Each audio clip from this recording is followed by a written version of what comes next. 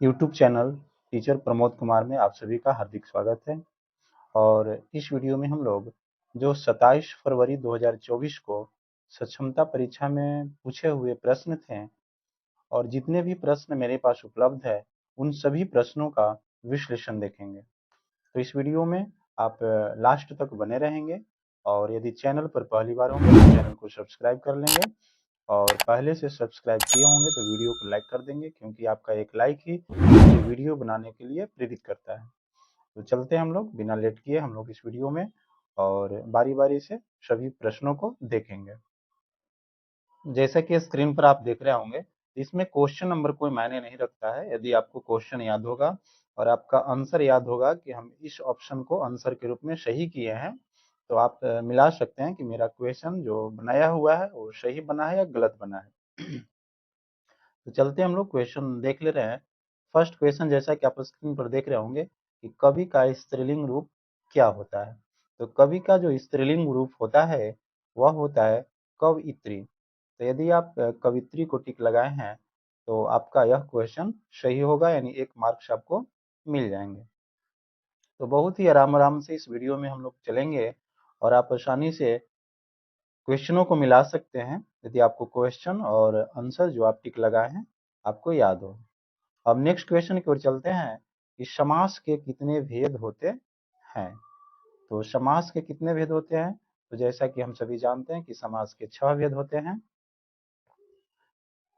और समास किसे कहते हैं इसके बारे में भी जान लीजिए। तो आप नीचे पॉइंट के रूप में देख रहे होंगे कि 2 या 2 से अधिक शब्दों से मिलकर बने हुए नए सार्थक शब्द को हम लोग समास कहते हैं। और समास के कितने भेद होते हैं, तो समास के 6 भेद होते हैं और वह होते हैं अवयवी भाव समास, तत्पुरुष समास, कर्मधारय समास, द्विगु समास, द्वंद्व समास और बहुव्रीहि समास। तो आप बिल्कुल ही आसानी से समझ रहे होंगे। अब हम लोग चलेंगे नेक्स्ट पेज पे और नेक्स्ट पेज से हम लोग नेक्स्ट शेष क्वेश्चनों को देखेंगे। चलिए स्क्रीन पर आप क्वेश्चन देख रहे होंगे। क्वेश्चन नंबर 3, किस धातु को केरोसिन में डुबा कर रखा जाता है। किस धातु को केरोसिन में डुबा कर रखा जाता है। तो आप इसको जानते होंगे कि सोडियम जो धातु है, सोडियम जो धातु है इसको केरोसिन में डुबाकर रखा जाता है। यदि आप सोडियम को टिक लगाए हैं तो आपका 1 मार्क्स निश्चित रूप से मिलेगा। अब नेक्स्ट क्वेश्चन की ओर चलते हैं और नेक्स्ट क्वेश्चन आपका स्क्रीन पर है। हेलमेट पुस्तक के लेखक कौन है। तो हेलमेट पुस्तक के जो लेखक हैं वह हैं विलियम शेक्सपियर। यदि आप विलियम शेक्सपियर को टिक लगाए हैं तो आपका यह भी क्वेश्चन सही हो जाएगा। अब नेक्स्ट क्वेश्चन को आप देखिए। वर्ष 2023 के लिए साहित्य के क्षेत्र में फायर वर्ल्ड अवार्ड यानी जेसीबी पुरस्कार किसको मिला है। इस क्वेश्चन का जो सही आंसर होगा वह होगा निर्मल मुरुगन। यदि आप निर्मल मुरुगन को टिक लगाए हैं तो ये भी क्वेश्चन आपका सही हो जाएगा। अब हम लोग चलते हैं नेक्स्ट पेज पे और नेक्स्ट पेज से हम लोग नेक्स्ट 6 क्वेश्चनों को देखेंगे। चलिए स्क्रीन पर देख पा रहे होंगे, क्वेश्चन आपके सामने है। वर्ष 2016 में सॉरी वर्ष 2016 में किस फिल्म को सर्वश्रेष्ठ फिल्म फेयर अवार्ड दिया गया था। इस क्वेश्चन का जो सही आंसर होगा वह होगा बाजीराव मस्तानी को। यानी बाजीराव मस्तानी फिल्म को वर्ष 2016 में सर्वश्रेष्ठ फिल्म फेयर अवार्ड दिया गया था। अब हम लोग चलते हैं नेक्स्ट क्वेश्चन की ओर और नेक्स्ट क्वेश्चन जैसा कि आप स्क्रीन पर देख रहे होंगे क्वेश्चन नंबर 7 के रूप में कि द्वितीय विश्व युद्ध वर्ष 1939 में किस तिथि को शुरू की गई थी। तिथि पूछा जा रहा है इसमें। इस क्वेश्चन का जो आंसर होगा वह होगा 1 सितंबर 1939 ईस्वी को। अब यह जो द्वितीय विश्व युद्ध है, यह द्वितीय विश्व युद्ध 1 सितंबर 1939 ईस्वी में स्टार्ट हुआ था और 2 सितंबर 1945 ईस्वी तक चला था। तो इसके बारे में भी जानना जरूरी है। अब नेक्स्ट क्वेश्चन को हम लोग क्वेश्चन नंबर 8 के रूप में देख रहे हैं स्क्रीन पे कि भारत कब आजाद हुआ था। ये बहुत ही इजी क्वेश्चन है और इस क्वेश्चन का जो आंसर होगा वह होगा 15 अगस्त 1947 ईस्वी को भारत आजाद हुआ था। अब हम लोग चलते हैं नेक्स्ट पेज पे और नेक्स्ट पेज से हम लोग नेक्स्ट 6 क्वेश्चनों को देखेंगे। चलिए स्क्रीन पर आप देख पा रहे होंगे क्वेश्चन नंबर 9 है, भारत में स्थानीय स्वशासन कब लागू हुआ? तो भारत में स्थानीय स्वशासन जो है लॉर्ड रिपन के कार्यकाल में सन 1882 ईस्वी में लागू हुआ था। और इससे रिलेटेड एक बात और जान लीजिए कि भारत के वायसराय के रूप में लॉर्ड रिपन का जो कार्यकाल है वह सन 1880 ईस्वी से सन 1884 ईस्वी तक था। तो इस बात को भी जानना जरूरी है ताकि आगे आप प्रधान शिक्षक की तैयारी कर रहे हैं तो उसके लिए यह इम्पोर्टेंट होने वाला है। तो यदि आप सक्षमता परीक्षा में भाग लिए हैं तो इन सभी प्रश्नों को देखें और बहुत सारे क्वेश्चन जो है प्रतिदिन रिपीट होते रहते हैं। तो यदि आप 27 फरवरी के अलावा नेक्स्ट डेट में या पहले एग्जाम दिए हैं तो आप भी इस वीडियो को देख सकते हैं, क्योंकि यदि आपको क्वेश्चन याद होगा और वो क्वेश्चन इस वीडियो में मिलेगा तो आप उसको वेरीफाई कर सकते हैं कि मेरा बनाया हुआ सही है या गलत है।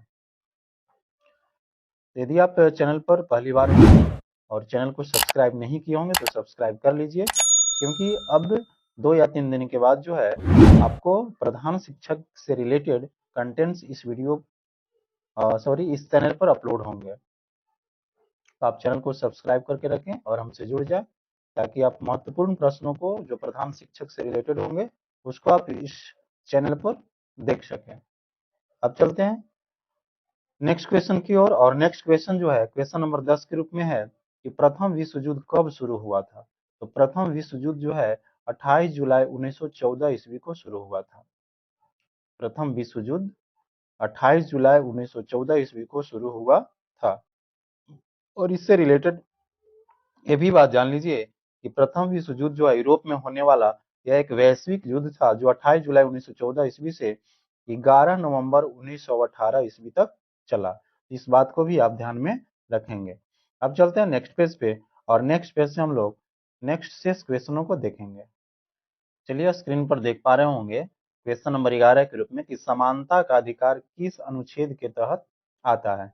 तो समानता का जो अधिकार है अनुच्छेद 14 से 18 तक के बीच में आता है। और नेक्स्ट जो क्वेश्चन है वह क्वेश्चन नंबर 12 के रूप में है कि जापान भारत के किस शहर पर बमबारी किया था? तो जापान के सैनिकों ने कोलकाता यानी हमारे देश के कोलकाता शहर पर बमबारी किया था। अब नेक्स्ट क्वेश्चन को हम लोग देखेंगे क्वेश्चन नंबर 13 के रूप में कि कर्म के अनुसार क्रिया के कितने भेद होते हैं? तो कर्म के अनुसार क्रिया के 2 भेद होते हैं, सकर्मक और अकर्मक। अब सकर्मक और अकर्मक क्रिया के बारे में भी जान लेते हैं कि जिसमें कर्ता द्वारा किया गया कार्य किसी अन्य चीज को प्रभावित करता है तो वहां पर सकर्मक क्रिया होती है। जैसे शीला ने सेव खाई, क्या खाई? सेव खाई। और अकर्मक क्रिया जो है अकर्मक क्रिया का सीधा संबंध कर्ता से रहता है, अर्थात कार्य का फल जो है कर्ता पर पड़ता है। जैसे शीला हंसती है, कौन हंसती है? तो शीला हंसती है। और यहाँ जो सकर्मक क्रिया है उसमें कर्म पर जोर दिया जा रहा था, कर्म पर प्रभावित कर रहा था, कर्म को प्रभावित कर रहा था। तो आप बिल्कुल ही समझ गए होंगे। अब चलते हैं नेक्स्ट पेज से और नेक्स्ट पेज से हम लोग क्वेश्चन नंबर 14 यानी शेष क्वेश्चनों को देखेंगे। चलिए स्क्रीन पर आप देख पा रहे होंगे क्वेश्चन नंबर 14 के रूप में कि संघीय शासन व्यवस्था किस देश में नहीं है? संघीय शासन व्यवस्था किस देश में नहीं है? तो चीन और श्रीलंका में संघीय शासन व्यवस्था नहीं है। यदि ऑप्शन में अगर आपका चीन और श्रीलंका अगर दोनों होगा तो दोनों सही हो जाएगा, यदि चीन सिर्फ होगा तो सिर्फ चीन आंसर सही होगा और सिर्फ श्रीलंका होगा तो श्रीलंका। यानी इस बात को जान लीजिए कि चीन और श्रीलंका में संघीय शासन व्यवस्था नहीं है। और इसके बारे में और जान लेते हैं कि भारत में जो है त्रिस्तरीय शासन व्यवस्था है, एक केंद्र सरकार, फिर राज्य सरकार और फिर स्थानीय व्यवस्था जिसमें जिला परिषद और पंचायत समिति, मुखिया ये सबका चुनाव होता है, यानी पंचायती राज व्यवस्था। अब नेक्स्ट क्वेश्चन को क्वेश्चन नंबर 15 के रूप में आप देख रहे होंगे कि मूंगा रेशम किस राज्य में पाया जाता है? तो मूंगा रेशम जो है असम राज्य में पाया जाता है। अब चलते हैं नेक्स्ट क्वेश्चन पे और नेक्स्ट क्वेश्चन जैसा कि आप स्क्रीन पर देख पा रहे होंगे कि विश्व की सबसे ऊंची चोटी कौन सी है? विश्व की सबसे ऊंची चोटी, तो विश्व की सबसे ऊंची चोटी जो है माउंट एवरेस्ट है, जिसकी ऊंचाई जो है 8,848 मीटर है। और इससे रिलेटेड एक बात और जान लीजिए कि भारत की सबसे ऊंची चोटी जो है कंचनजंगा है, जिसकी ऊंचाई 8,500 86 मीटर है। तो यदि विश्व की सबसे ऊंची चोटी पूछी होगी, यदि या फिर किसी भी एग्जाम में पूछता है, वह माउंट एवरेस्ट हो जाएगा, जिसकी ऊंचाई 8,848 मीटर। और यदि भारत की सबसे ऊंची चोटी पूछे तो कंचनजंगा होगा, और जिसकी ऊंचाई 8,586 मीटर है। तो बिल्कुल ही आप समझ रहे होंगे। अब वीडियो में आगे बढ़ते हैं, और आगे जो है हम लोग क्वेश्चन नंबर 17 को शेष क्वेश्चन के रूप में देखेंगे। और स्क्रीन पर आप क्वेश्चन देख रहे होंगे। क्वेश्चन नंबर 17 के रूप में, भारत छोड़ो आंदोलन कांग्रेस के किस अधिवेशन में शुरू की गई थी? भारत छोड़ो आंदोलन कांग्रेस के किस अधिवेशन में शुरू की गई थी? तो इस क्वेश्चन का जो सही आंसर होगा वह होगा 8 अगस्त 1942 को मुंबई अधिवेशन में, जिसकी अध्यक्षता जवाहरलाल नेहरू ने की थी। और नेक्स्ट क्वेश्चन जो है वह है क्वेश्चन नंबर 18 के रूप में कि द्वितीय गोलमेज सम्मेलन में महात्मा गांधी के साथ कौन भाग लिया था? तो महात्मा गांधी के साथ द्वितीय गोलमेज सम्मेलन में सरोजनी नायडू और एनी बेसेंट ने भाग लिया था। अब इससे रिलेटेड और बात भी जान लेते हैं गोलमेज सम्मेलन से रिलेटेड।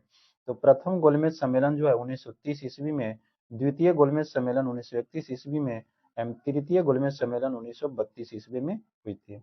यानी तीनों सम्मेलन गोलमेज सम्मेलन जो है लगातार हुई थी।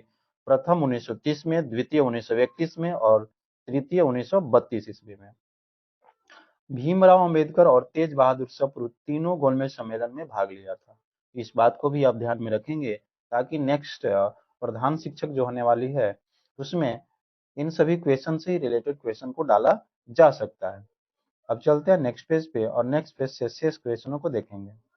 स्क्रीन पे आप क्वेश्चन नंबर 19 के रूप में देख रहे होंगे कि हिटलर जर्मनी का चांसलर कब बना था? तो हिटलर जो है जर्मनी का चांसलर 1933 ईस्वी में बना था। इस बात को ध्यान में रखेंगे। और यदि आप इस क्वेश्चन को 1933 ईस्वी पर टिक लगाए हैं तो आपका सही आंसर होगा। और जो नेक्स्ट क्वेश्चन है वह है क्वेश्चन नंबर 20 के रूप में, इलेक्ट्रोमीटर से क्या मापा जाता है? तो इलेक्ट्रोमीटर से आयनों द्वारा उत्पन्न छोटी छोटी धारा को मापा जाता है। तो यदि आप इस क्वेश्चन को आयनों द्वारा उत्पन्न छोटी छोटी धारा को यदि ऑप्शन में होगा और इसी ऑप्शन पे यदि आप टिक लगाए होंगे तो आपका 1 मार्क्स कंफर्म है। अब चलते हैं नेक्स्ट क्वेश्चन की ओर, और नेक्स्ट जो क्वेश्चन है वो क्वेश्चन नंबर 21 के रूप में है कि सिस्मोग्राफी से क्या मापा जाता है? तो या सब लोग जानते होंगे, सभी शिक्षक बंधु और सभी शिक्षक साथी जानते होंगे कि सिस्मोग्राफी से भूकंप की माप की जाती है। नेक्स्ट जो क्वेश्चन है वह है, रेगिस्तान का जहाज किसे कहा जाता है? ये बिल्कुल ही इजी क्वेश्चन है, बच्चा बच्चा भी जानता है, और हम लोग तो शिक्षक साथी ही हैं, हम लोग बच्चों को बताते ही रहते हैं कि रेगिस्तान का जो जहाज है उसे ऊंट को कहा जाता है। यानी ऊंट जो है रेगिस्तान के जहाज के नाम से जाना जाता है। अब चलते हैं नेक्स्ट पेज पे, और नेक्स्ट पेज पे हम लोग शेष क्वेश्चनों को देखेंगे। चलिए स्क्रीन पर आप देख पा रहे होंगे क्वेश्चन नंबर 22 के रूप में कि ऊंट और डैश डैश जानवर को समान ढोने में लगाया जाता है। और ऑप्शन के रूप में है बकरी, गधा, गाय और शेर। तो समान ढोने के रूप में जैसा कि ऑप्शन में दिया हुआ है कि बकरी, गधा, गाय, शेर, तो 4 ऑप्शन दिया गया हुआ है। तो इस ऑप्शन के अनुसार गधा जो है इस क्वेश्चन का सही आंसर हो जाएगा। आए दिन हम लोग देखते भी रहते हैं कि गद्दा से सामान को ढोया जाता है, बालू को ढोया जाता है, कपड़ा को ढोया जाता है। नेक्स्ट हम लोग क्वेश्चन नंबर 24 के रूप में देख रहे हैं कि आदमी के साथ घरों में रहने वाले जानवर को क्या कहते हैं? ये बहुत ही सिंपल है, बच्चा वाला क्वेश्चन है कि आदमी के साथ घरों में रहने वाले जानवर को हम लोग पालतू जानवर कहते हैं। अब नेक्स्ट क्वेश्चन हम लोग क्वेश्चन नंबर 25 के रूप में देख रहे हैं कि खेत और जंगलों में रहने वाले जानवर क्या कहलाते हैं? तो जस्ट उसके ऑपोजिट है, इसको हम लोग जंगली जानवर कहते हैं। इस क्वेश्चन इन दोनों क्वेश्चन को सभी शिक्षक साथी आसानी से ही बना दिए होंगे। अब चलते हैं नेक्स्ट क्वेश्चन की ओर, और नेक्स्ट क्वेश्चन जैसा कि स्क्रीन पर देख रहे होंगे कि बिहार में रेल इंजन का कारखाना कहाँ है? तो बिहार में रेल इंजन का कारखाना जो है ये मधेपुरा में है। इस बात को ध्यान में रखेंगे, और यदि आप मधेपुरा पर टिक लगा है तो आपका 1 मार्क्स कंफर्म है। अब चलते हैं नेक्स्ट पेज पे, और नेक्स्ट पेज से हम लोग नेक्स्ट शेष क्वेश्चनों को देखेंगे। चलिए स्क्रीन पर आप क्वेश्चन नंबर 27 के रूप में देख पा रहे होंगे कि मृदा में क्या नहीं पाया जाता है? मृदा में क्या नहीं पाया जाता है? और ऑप्शन के रूप में है नाइट्रोजन, खनिज, ह्यूमस या सभी। तो ये ऑप्शन के रूप में दिया हुआ है और बता रहा है कि मृदा में क्या नहीं पाया जाता है। तो ऑप्शन के अनुसार इस क्वेश्चन का जो सही आंसर होगा वो नाइट्रोजन होगा। और वीडियो अच्छी लगेगी तो वीडियो को लाइक कर देंगे और चैनल पर पहली बार होगी तो चैनल को सब्सक्राइब भी कर लेंगे और अपने दोस्तों के साथ इस वीडियो को शेयर भी कर सकते हैं, क्योंकि लाइक, सब्सक्राइब और शेयर करने में कोई पैसा नहीं लगता। हाँ, इतना ज़रूर है कि लाइक, शेयर और कमेंट्स करने से हमें एनर्जी मिलता है, ताकि अब ज़्यादा से ज़्यादा मैं वीडियो को इस चैनल पर अपलोड कर सकूँ। इस बात को ध्यान में रखेंगे कि वीडियो को लाइक कर देंगे, अंत में करेंगे या अभी ही कर लेंगे। और चैनल पर पहली बार होंगे, चैनल को सब्सक्राइब नहीं किए होंगे तो सब्सक्राइब करके बेल आइकन को प्रेस कर लीजिए। तो चलते हैं, इस क्वेश्चन से रिलेटेड एक क्वेश्चन ये भी बन सकता है कि वायुमंडल में नाइट्रोजन कितना परसेंट होता है। तो वायुमंडल में नाइट्रोजन 78% होता है, ऑक्सीजन 21% होता है और कार्बन डाइऑक्साइड 0.03% होता है। ये तीनों पॉइंट इंपॉर्टेंट है जो अधिकतर कंपटीटिव एग्जाम्स में आते ही रहते हैं। अब नेक्स्ट क्वेश्चन को हम लोग क्वेश्चन नंबर 28 के रूप में देख पा रहे हैं। भारत की सबसे बड़ी खारे पानी की झील कौन सी है। तो भारत की सबसे बड़ी खारे पानी की झील जो है वो चिल्का झील है। इस बात को ध्यान में रखेंगे। और नेक्स्ट जो क्वेश्चन है, दुनिया की सबसे बड़ी खारे पानी की झील कौन सी है। तो दुनिया की सबसे बड़ी खारे पानी की झील जो है वो कैस्पियन सागर है। तो भारत की सबसे बड़ी खारे पानी की झील जो है वो चिल्का झील है और दुनिया की सबसे बड़ी खारे पानी की झील जो है वो कैस्पियन सागर है। अब चलते हैं नेक्स्ट पेज पे और नेक्स्ट पेज से हम लोग नेक्स्ट 6 क्वेश्चनों को देखेंगे। चलिए, स्क्रीन पर देख पा रहे होंगे क्वेश्चन नंबर 30 के रूप में कि किस वायसराय की मृत्यु भारत में हुई थी। किस वायसराय की मृत्यु भारत में हुई थी। तो लॉर्ड मेयो, सॉरी यहाँ पर टाइपिंग मिस्टेक है, तो इस बात को आप ध्यान में रखेंगे। लॉर्ड मेयो होना चाहिए, Lord Mayo, Lord Mayo, Lord Mayo, जिसकी मृत्यु 1805 में हुई थी। नेक्स्ट जो क्वेश्चन है क्वेश्चन नंबर 31 के रूप में है कि किस गवर्नर की मृत्यु भारत में हुई थी। तो लॉर्ड कॉर्नवालिस, जिसकी मृत्यु 1872 ईस्वी में हुई थी। तो किस वायसराय की मृत्यु भारत में हुई थी, लॉर्ड मेयो की। और यदि गवर्नर की बात की जाए कि किस गवर्नर की मृत्यु भारत में हुई थी, तो लॉर्ड कॉर्नवालिस, जिसकी मृत्यु 1872 ईस्वी में हुई थी। अब नेक्स्ट क्वेश्चन को 32 के रूप में देख पा रहे होंगे कि खाद्य पदार्थ में किस पोषक तत्व की बहुलता होती है। खाद्य पदार्थ में किस पोषक तत्व की बहुलता होती है। इस क्वेश्चन का जो ऑप्शन के अनुसार, यहाँ पर ऑप्शन नहीं है, लेकिन कार्बनिक और अकार्बनिक लौह जो है की बहुलता होती है। नेक्स्ट जो क्वेश्चन है क्वेश्चन नंबर 33 के रूप में कि सूक्ष्म पोषक तत्व निम्न में से कौन सा नहीं है। तो यहाँ पे तो ऑप्शन है नहीं, लेकिन ये जान लीजिए कि एनपीके यानी नाइट्रोजन, पोटेशियम और फास्फोरस की बहुलता होती है, बृहद रूप में पाए जाते हैं। यदि नाइट्रोजन, पोटेशियम और फास्फोरस इन तीनों में से कोई ऑप्शन में होगा तो वही इस क्वेश्चन का सही आंसर होगा, क्योंकि क्वेश्चन पूछ रहा है कि इसमें से कौन सा सूक्ष्म पोषक तत्व नहीं है। तो ये तीनों जो है नाइट्रोजन, पोटेशियम, फास्फोरस, ये बृहद पोषक तत्व हैं। इन तीनों में से कोई भी एक ऑप्शन में होगा तो वही ऑप्शन जो है इस क्वेश्चन का सही आंसर होगा। अब चलते हैं नेक्स्ट पेज पे और नेक्स्ट पेज से शेष क्वेश्चनों को देखेंगे। चलिए, स्क्रीन पर देख पा रहे होंगे क्वेश्चन नंबर 34 के रूप में बीमार नहीं पड़ने के लिए किस पोषक तत्व की आवश्यकता होती है। सॉरी, पढ़ने है, यहाँ पढ़ने होना चाहिए, पढ़ने, पढ़ने, बीमार नहीं पड़ने के लिए किस पोषक तत्व की आवश्यकता होती है। इस क्वेश्चन का जो सही आंसर होगा वह होगा विटामिन। यानी विटामिन एक ऐसा पोषक तत्व है जो बीमार नहीं पड़ने देता है। अब जो नेक्स्ट क्वेश्चन है क्वेश्चन नंबर 35 के रूप में कि अंडा किस चीज का मुख्य स्रोत है। तो अंडा जो है प्रोटीन का मुख्य स्रोत है, इस बात को ध्यान में रखेंगे। और यदि आप प्रोटीन पर टिक लगाए हैं इस क्वेश्चन के लिए तो आपका 1 मार्क्स कन्फर्म है। नेक्स्ट जो क्वेश्चन है क्वेश्चन नंबर 36 के रूप में कि छोटा नागपुर के उत्तरी भाग में कौन सा खनिज पाया जाता है।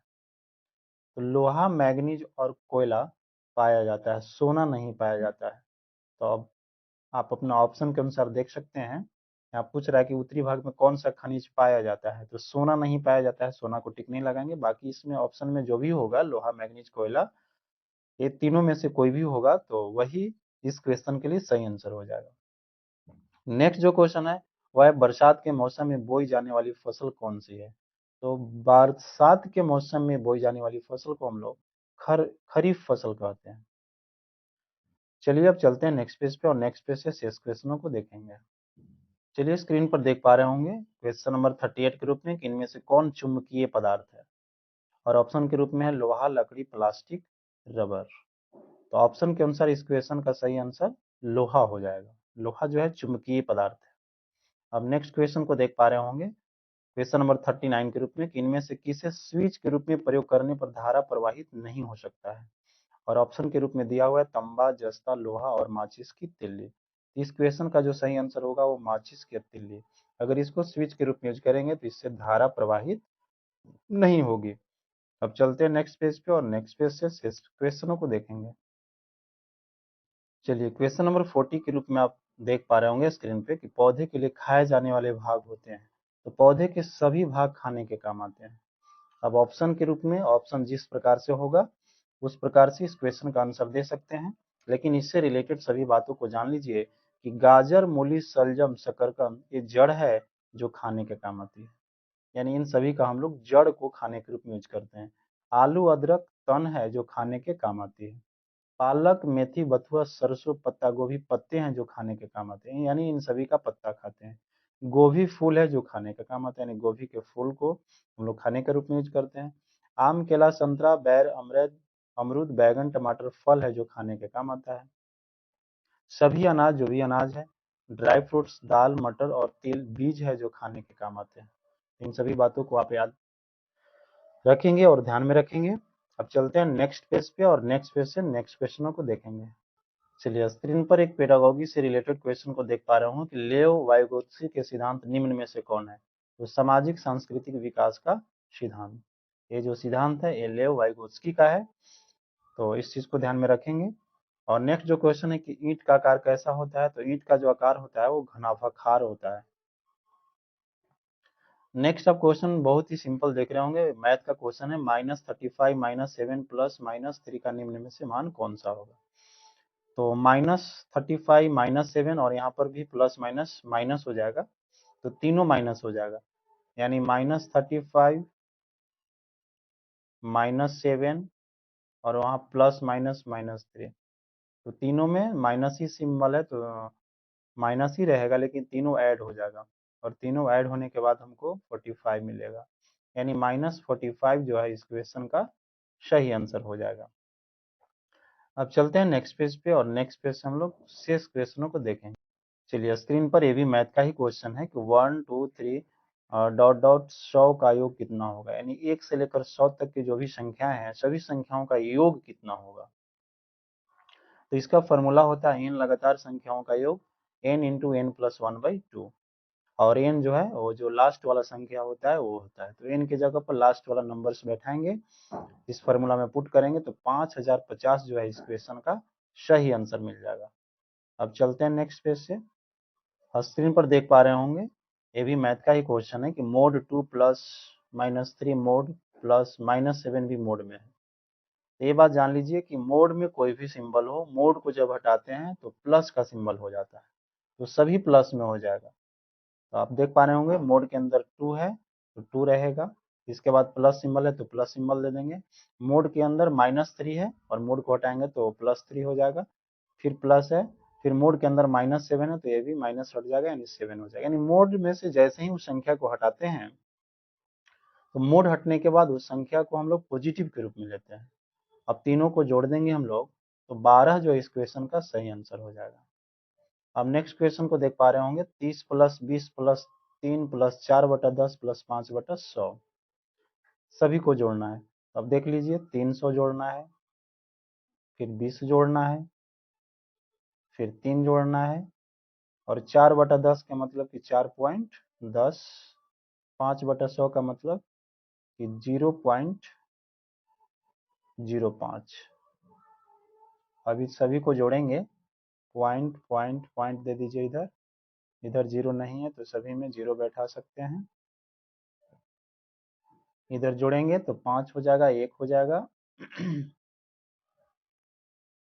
अब जोड़ने के बाद जो भी होगा 5 हो गया और इधर 1 है। इसके बाद इधर जोड़ दीजिए, 4 3 7 2 3, यानी 327.15 इस क्वेश्चन का सही आंसर हो जाएगा।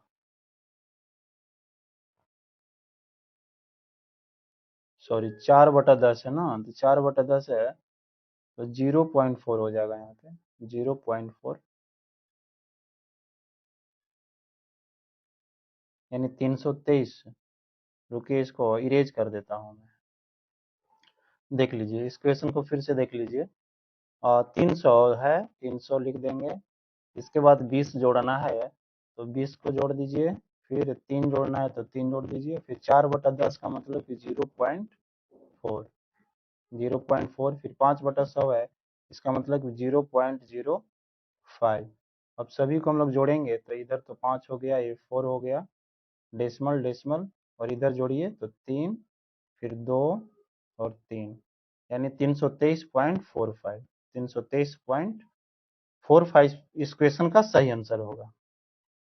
अब चलते हैं नेक्स्ट पेज पे। चलिए, स्क्रीन पर क्वेश्चन देख पा रहे होंगे कि 40 रुपया 8 पैसे को निम्न में से कैसे लिखा जाएगा। तो 40 रुपया, इसको 40 रुपया आराम से लिख दीजिए। फिर 8 पैसा है तो पॉइंट बैठा दीजिए, और पॉइंट के बाद 2 डिजिट के रूप में पैसा होता है, और 8 पैसा है तो 8 के पहले 0, यानी 40.08 इस रूप में इसको लिखेंगे। फिर कह रहा है कि 111 का वर्ग कितना होगा। तो इस प्रकार का क्वेश्चन बनाना बहुत ही आसान है। 3 बार 1 लिखा हुआ है तो 1 2 3 लिख दीजिए, और 3 के बाद फिर घटते क्रम में लिख दीजिए 2 1। अगर 4 को 1 रहता है, 1111 रहता तो उसको 1 2 3 4 तक ले जाते हैं, और फिर 4 के बाद घटते क्रम लिख देते हैं। इसके बाद नेक्स्ट है 2 + 2 - 2 × 2 / 2। तो आप इसको बोर्ड मास के रूप में कर सकते हैं। पहले ब्रैकेट, फिर ऑफ, डिवाइड, तो डिवाइड है, डिवाइड करेंगे, तो डिवाइड करने के बाद 2 में 2 से तो 1 हो गया। फिर मल्टीप्लाई करेंगे तो 2 में 1 से मल्टीप्लाई किए तो 2 मिल गया। फिर प्लस करेंगे तो 4 हो गया, फिर माइनस करेंगे। इस प्रकार से 2 आपका जो है सही आंसर आ जाएगा। तो ये सब बहुत ही सिंपल है, बच्चा जैसा क्वेश्चन है। अब चलते हैं नेक्स्ट पेज पे, और नेक्स्ट पेज से हम लोग शेष क्वेश्चनों को देखेंगे। चलिए, स्क्रीन पर क्वेश्चन देख पा रहे होंगे कि किसी वस्तु का क्रय मूल्य विक्रय मूल्य का 60% है तो लाभ प्रतिशत, विक्रय मूल्य का 60%, तो विक्रय मूल्य को हम 100 मान लेते हैं तो क्रय मूल्य 60 हो जाएगा, क्योंकि 60% है। अब लाभ निकाल देंगे, विक्रय मूल्य माइनस क्रय मूल्य, तो लाभ आ गया 40। अब प्रतिशत लाभ कह रहा है तो प्रतिशत लाभ बराबर लाभ गुने 100 क्रय मूल्य, और इसको पुट करेंगे तो 66.2/3% इस क्वेश्चन का सही आंसर आ जाएगा। इसको आप खुद से भी बना के देख लीजिएगा, बहुत ही सिंपल है। अब नेक्स्ट पेज पर चलते हैं। स्क्रीन पर एक क्वेश्चन देख पा रहे होंगे कि कोई पतंग 4520 मीटर की ऊंचाई पर उड़ रही है तथा पतंग ब 6630 मीटर ऊंचाई पर उड़ रही है, तो कौन सा पतंग सबसे ऊंची और कितनी अधिक ऊंचाई पर है। ये बहुत ही सिंपल है। आप देख रहे होंगे पतंग ब जो है 2110 मीटर, सॉरी, पतंग ब जो है 6630 मीटर और पतंग ए 4520, तो माइनस करेंगे तो वही अंतर मिल जाएगा। तो सबसे ज्यादा जो है पतंग ब ऊंचाई पर है, और 2110 मीटर दोनों का दूरी का अंतर हो जाएगा। ये बहुत ही सिंपल क्वेश्चन है। आप चलते हैं नेक्स्ट पेज पे। स्क्रीन पर क्वेश्चन देख पा रहे होंगे, ये भी बहुत ही सिंपल क्वेश्चन है कि आम और सेब का कुल वजन 10 केजी 587 ग्राम है, उसमें से आम 6 केजी 380 ग्राम है, तो सेब का वजन कितना होगा। तो ये जो 10 केजी 587 ग्राम है, इसमें आम और सेब दोनों है, और आम के वजन को घटाएंगे तो सेब का वजन हमको मिल जाएगा। ये बहुत ही सिंपल है, घटाने का चीज है। अब नेक्स्ट पेज पर चलते हैं। चलिए, स्क्रीन पर आप देख पा रहे होंगे कि 350 रुपया में किसी सामान को खरीद कर 400 रुपये में बेचा गया तो लाभ प्रतिशत कितना होगा। 350 रुपये में खरीदा है, क्रय मूल्य हो गया, 400 में बेचा है तो विक्रय मूल्य हो गया। अब लाभ को निकाल देंगे विक्रय मूल्य माइनस क्रय मूल्य के फॉर्मूला पे। इसके बाद प्रतिशत लाभ निकाल देंगे, प्रतिशत लाभ के फॉर्मूला से लाभ गुने 100/क्रय मूल्य, और लाभ को पुट करेंगे, क्रय मूल्य को पुट करेंगे, तो इस प्रकार से 14.2/7% जो आपको आंसर मिल जाएगा। अब नेक्स्ट पेज पे चलते हैं। चलिए, स्क्रीन पर क्वेश्चन देख पा रहे होंगे कि चक्रवृद्धि ब्याज की दर से 7500 का प्रथम 2%, दूसरे वर्ष 4% और तीसरे वर्ष 5% की दर से 3 वर्ष का मिश्र धन। तो मिश्रधन का फॉर्मूला लिख लीजिए, मूलधन इंटू 1 प्लस आर बटा 100। अब 3 साल है तो तीनों बार परसेंटेज को, यानी प्रथम वर्ष 2% है तो 1 प्लस 2 बटा 100, दूसरे वर्ष 4% है तो 1 प्लस 4 बटा 100, तीसरे वर्ष 5% है तो 1 प्लस 5 बटा 100, और मूलधन में ये 7500 रहेगा। इसको सोल्व करेंगे तो इस क्वेश्चन का सही आंसर आ जाएगा। अब चलते हैं नेक्स्ट पेज पे। तो इस वीडियो में बस इतना ही था, यानी जितना मुझे क्वेश्चन उपलब्ध हो पाया, जो 27 फरवरी 2024 को सक्षमता परीक्षा आयोजित हुए थे, उन सभी प्रश्नों को आप इस वीडियो में देखें और आप खुद अनुमान लगाइए कि मेरा कितना क्वेश्चन सही हो रहा है। और आप वीडियो को लाइक जरूर कर देंगे, और चैनल पर पहली बार होंगे तो चैनल को सब्सक्राइब कर लेंगे, क्योंकि अब 1 या 2 दिन के बाद जो है प्रधान शिक्षक का जो एग्जाम होने वाला है, उससे रिलेटेड बहुत ही महत्वपूर्ण प्रश्नों को इस चैनल पर लाएंगे और सभी कंटेंट्स को अच्छी तरह से बताएंगे। तो आप इस चैनल को ज्वाइन कर लीजिए और मेरे साथ ज्वाइन करके प्रधान शिक्षक की बहुत बेहतरीन तरीके से तैयारी कीजिए। तो बस इस वीडियो में इतना ही। आप सभी को बहुत बहुत धन्यवाद।